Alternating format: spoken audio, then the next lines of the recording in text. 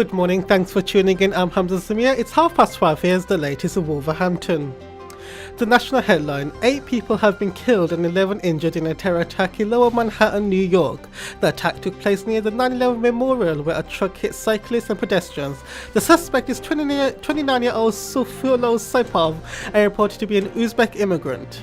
He was shot in the stomach and injured after exiting the vehicle and was taken to hospital under arrest and is now in police custody.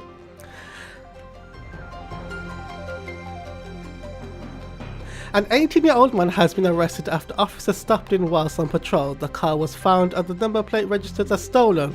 And when the police searched the car, they found 3 machetes, a knife and a Class A drugs. He remained in custody overnight and will be questioned in due course.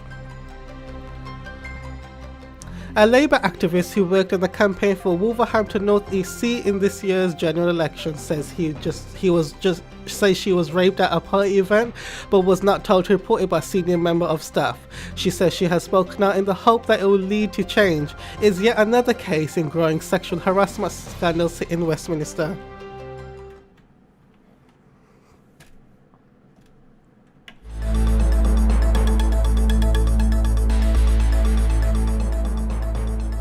The family of Joe Buckle, the 27-year-old who was brutally beaten up, are working with local police on appeal to find the perpetrators. Our reporter Anjali has the latest.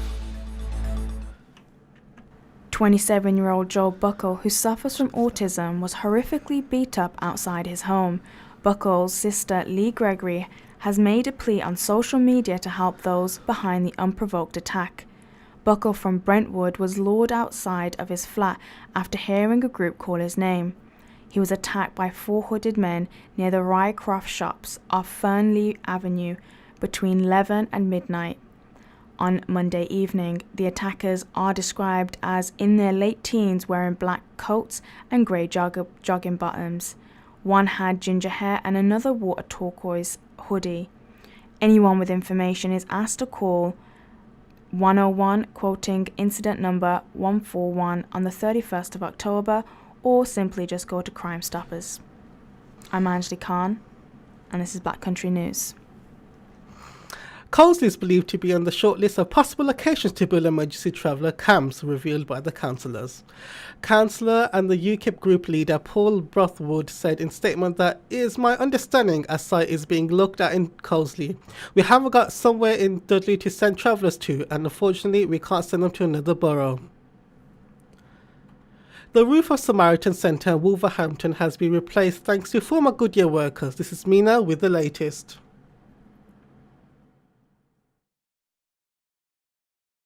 According to a new study, Wolverhampton has been named one of the friendliest cities in the UK.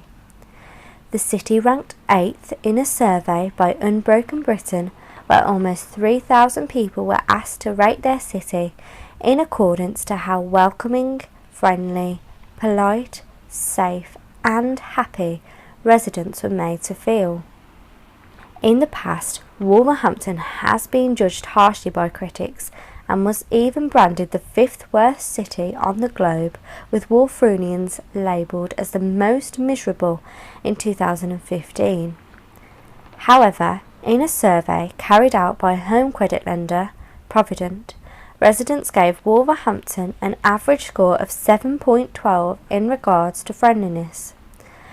The city came out on top of other popular tourist destinations such as Liverpool, Newcastle, Manchester and Oxford. I went out into the city of Wolverhampton to find out what the people of Wolverhampton thought. Yes, it is a friendly place to live. There's good parts and bad parts, but overall most people are very sociable. As a general, I think that Midlanders, as an area, we are very friendly, hospitable and nice people. Depending on where you live, then yes, people seem to talk to you in the street. I think it can be quite a lonely place sometimes, especially with some of the people around here. I don't think the locals are as friendly as the students. Charlotte Lamb, reporting at the heart of Wolverhampton for Black Country News. Apologies, this story was meant for Charlotte Lamb's story on Wolverhampton being the friendliest city in the UK. Despite being branded the 5th worst city on the globe, our reporter obviously said it. So. Well, the story next is the roof of Samaritan Centre, Wolverhampton, has replaced thanks to former Goodyear workers. This is Reno with the latest. The Goodyear workers are looking to create a legacy and have been donating thousands of pounds to local callers of Samaritans.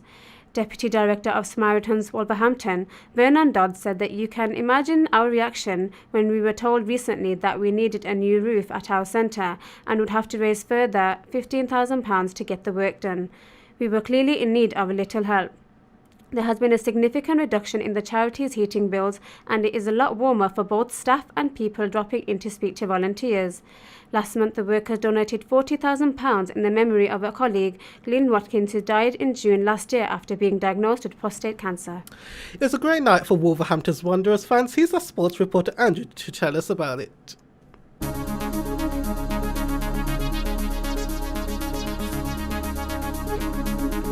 Wolves went back to the top of the Championship table last night after they beat Norwich City 2-0 at Carrow Road.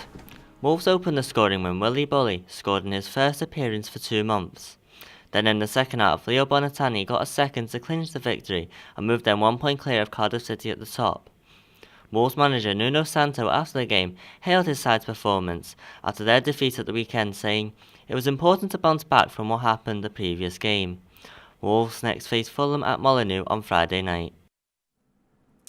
Stay tuned as we have another update at 2:30.